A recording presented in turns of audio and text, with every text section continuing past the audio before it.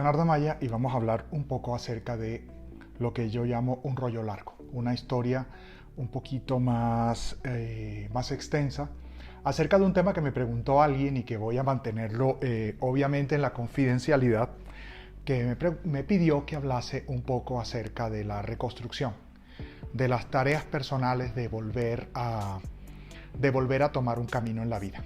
Entonces tengo varias historias de las que he hablado en otros momentos y en un libro que va a salir el año entrante posiblemente, que son historias de personas a las cuales he conocido socialmente, porque como todos saben, los que nos dedicamos a la psicoterapia tenemos una obligación plena de confidencialidad sobre lo que la gente nos cuenta. Sin embargo, yo viajo mucho y me encanta cuando viajo conocer a personas que resultan interesantes por sus vidas, y a esas personas casi siempre les pido que me permitan luego contar su historia. Y bueno, también obviamente modifico la historia de tal manera que ellos conserven su derecho a mantenerse en el relativo anonimato que nos permite tantas veces tener paz. Siempre utilizar estos medios nos expone primero que contamos algo acerca de nuestra vida, y luego que hay mucha gente que está de verdad chiflada. Entonces vamos a hablar del tema que realmente importa, que es sobre reconstrucciones. Lo primero que me parece clave es entender que en nuestra vida, una vez superadas algunas necesidades básicas, tener una cierta cantidad de ingresos que nos permite superarlas, cubrir nuestros gastos, tener algo de seguridad, tener algo de salud. Una vez tiene eso, comienza uno a buscar la tranquilidad. La tranquilidad que se confunde y muchas veces llamamos felicidad. Esa frase de algunos autores latinos que va entre la apatheia y la ataraxia.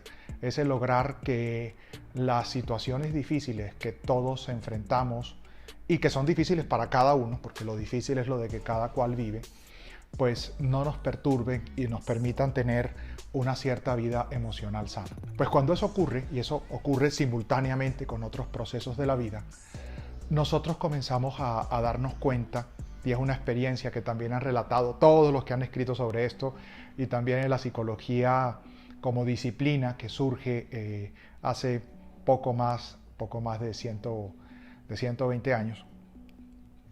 Todos se han dado cuenta que uno se acaba agotando de algunas cosas que le gustan. Ese agotarse, en ciertas formas, es el producto normal del movimiento de nuestros deseos. Es decir, nos gusta crecer, y crecer en cierta forma también te impulsa. Pero también ocurre que hay un momento en el cual uno cumplió, en cierta manera, las metas que para uno significaba una cierta experiencia, y ya toca seguir adelante.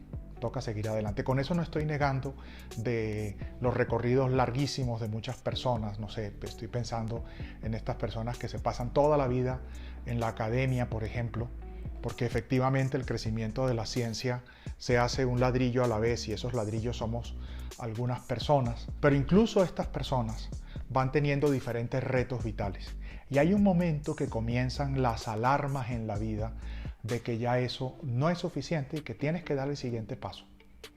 A veces ese siguiente paso es particularmente doloroso porque requiere moverse de un sitio.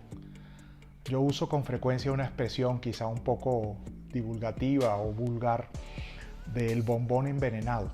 Cuando uno se queda demasiado tiempo ya en un solo sitio y uno comienza a aburrirse, también comienza quizá a uno mismo a sentir que ya no es tan retributivo y ya no le apasiona tanto.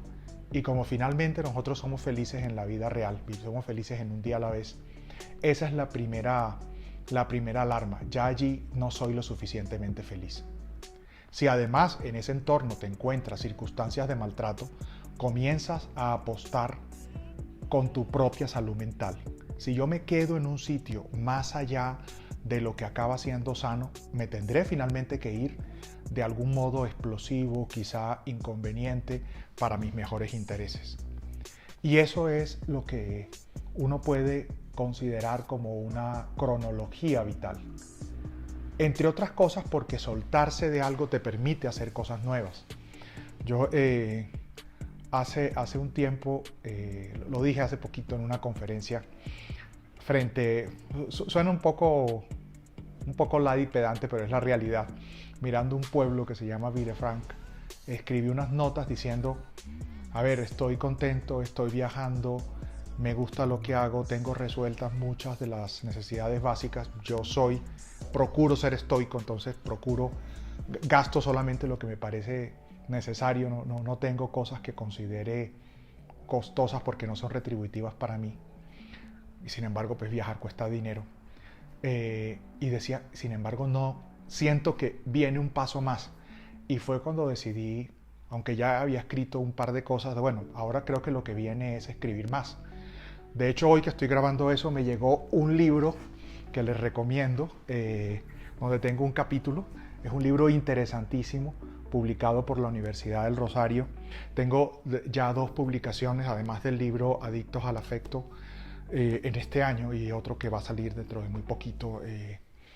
Y claro, y eso cumple una recomendación que nos dio Epícteto, que uno debe pensar qué es lo que quiero ser y ponerse a trabajar en aquello que permite que sea real.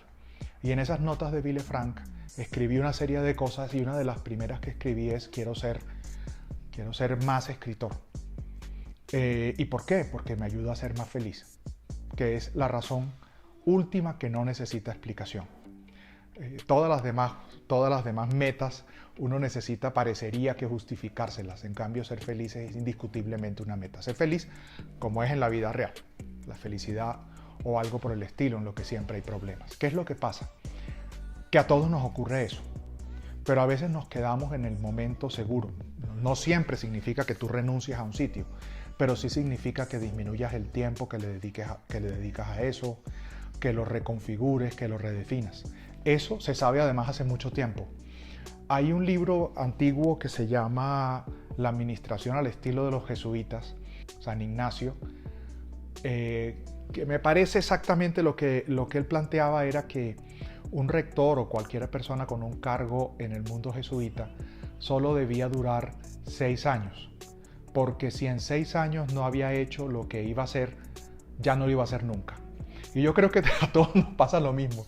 Yo creo que uno tiene como unos ciclos de 5 a 10 años en que uno dice, bueno, ya toca moverse. Yo creo que ya 10 años es mucho. Entonces no significa que tú abandones las cosas, pero sí tienes que cambiar el cargo, tienes que cambiar el modo como lo haces, tienes que cambiar la meta, pero entender que no es el cargo, que no es el sitio, e incluso a veces toca irse. Lo pienso en relación a los trabajos, en relación a también las relaciones. No digo que uno cambie de mujer o de hombre cada 5 o 6 años, sino que uno tiene que empeñarse por cambiar con la pareja. De hecho, hago una pequeña nota a pie de página adicional. Yo durante mucho tiempo le dediqué muchísimo tiempo a terapia de pareja. Ya ahora hago menos, me gusta otra cosa, forma parte de mis cambios. Y uno lo que notaba es que había una crisis típica de los 5 a 6 años, que era una crisis de agotamiento. Y casi siempre se resolvía porque tú le proponías a estas personas que le dedicasen de verdad un tiempo a darle un vuelco a su relación. No necesariamente cambiar a la persona, sino hacer de verdad un cambio magmático en su relación. Pero también hay ocasiones en que toca de verdad hacer cambios más fuertes en la vida. Y eso es lo que quiero dedicarle a algunos videos y algunos audios, porque está vinculada a la pregunta que me hizo esa persona. Lo que constituye un verdadero cambio, un verdadero punto de quiebre en la vida. Todos hemos tenido puntos de quiebre en la vida. Yo comencé en algún momento con un vínculo muy fuerte a una institución, y luego llegó el momento que me di cuenta que ya tocaba seguir adelante de otra forma. A todos nos pasa con trabajo, nos pasa con muchos litios, y uno dice, bueno, toca hacer un cambio. Y esos cambios a veces incluyen, y la persona me pregunta por un cambio mucho más fuerte, incluyen incluso cambiar el estilo de vida, cambiar el grupo de amigos, cambiar el entorno en que te mueves. y hasta cierto punto, muy entre comillas, recomenzar.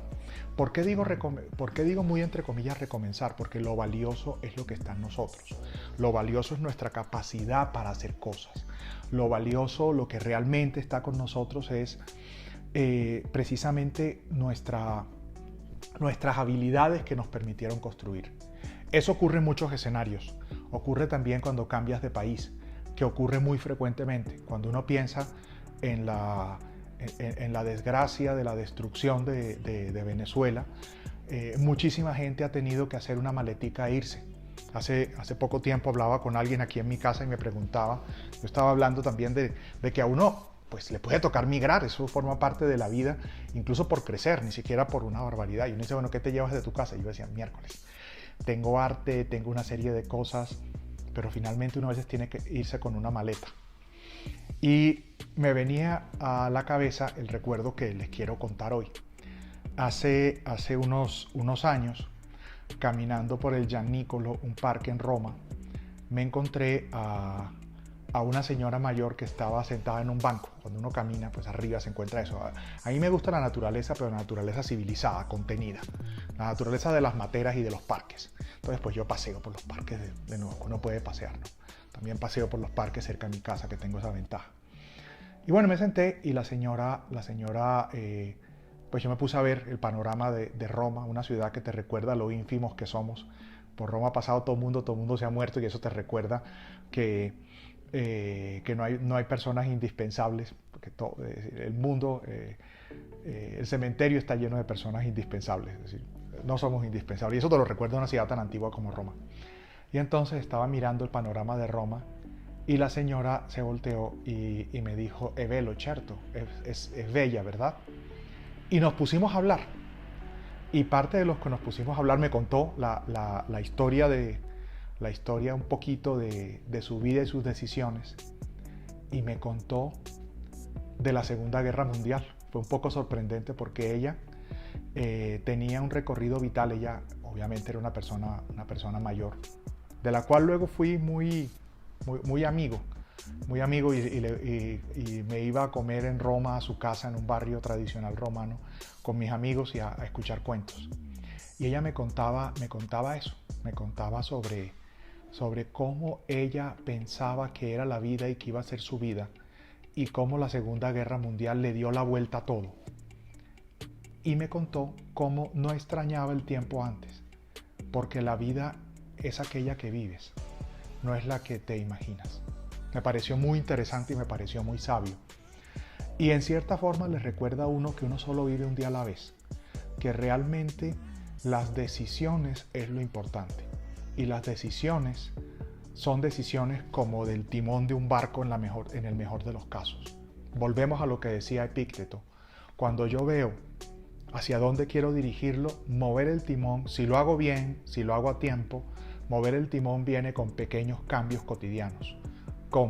En mi caso, con las notas de Villefranc, fue empezar a escribir todos los días y empezar a leer todos los días, porque también me daba cuenta que necesitaba alimentar, tenía como ese hambre de trabajar en mí mismo, en trabajar en mi tranquilidad, y ese fue el camino estoico que descubrí por muchos caminos, por las lecturas en Roma y también por el acercamiento a la terapia cognitivo-conductual de Albert Ellis. Albert Ellis fue el primero que defendió ante mí en los libros, yo no lo conocía a él en vida, defendió ante mí en sus escritos la importancia de repasar esos clásicos. Luego he seguido el consejo que recibió Zenón de Lea de revisar libros antiguos, eso lo he contado en otras historias. Pero esto es el tema de fondo. El tema de fondo es que cuando ves la meta, tienes que empezar a poner estos pequeños cambios, o si no, tu salud mental te va a obligar a irte de cualquier manera. Es decir, cuando ves una meta, comienza a dirigirla. Y eso incluye pequeños y grandes cambios en la vida. ¿Por qué vale la pena? Porque solo vivimos y somos felices un día a la vez. El pasado tiene recuerdos interesantes, pero lo que hagas hoy es lo real. Lo que hagas hoy, lo que construyas hoy. No quiere decir olvidarse de que uno dice, bueno, entonces me voy de rumbo y me gasto todo el dinero. No, porque se me complica la vida mañana. No. Tengo que pensar con calma e ir tomando decisiones. Y eso cuenta para modificar tu trabajo o incluso cambiar de trabajo. Eso cuenta para cambiar tu ciudad. Hace más o menos un año acompañé a una persona muy querida de mi familia a empacar y cerrar su apartamento en una ciudad que amaba, en la que tiene muchos y grandes amigos, pero que ya necesitaba moverse para otra ciudad. A mí me encanta eso. A mí me encanta eso, ese acompañar en la adaptación y en el cambio y en las decisiones vitales. Cerró un apartamento que amaba, con una vista espectacular de los cerros de Medellín, un apartamento que había construido a su gusto y decorado a su gusto y lleno de arte a su gusto, y luego me metió su vida en unas cajas. En esta ocasión yo debería decir que más de 200 cajas, pero se vino a otra ciudad, se vino a Bogotá, y aquí ha ocurrido todo. A veces esos cambios destraban situaciones en la vida que el estar con el bombón envenenado no te sirve. Pues nada, seguiré hablando, respondiéndole a esta persona a la que dedico estos videos relacionados con el cambio, con los hitos vitales y con la importancia de tomar decisiones. No estoy hablando de tomar decisiones cataclísmicas, pero uno se comienza a mudar cuando se sienta de verdad a pensar y a escribir en su propia carta de Villefranc, en que dice qué es lo que sigue en mi vida.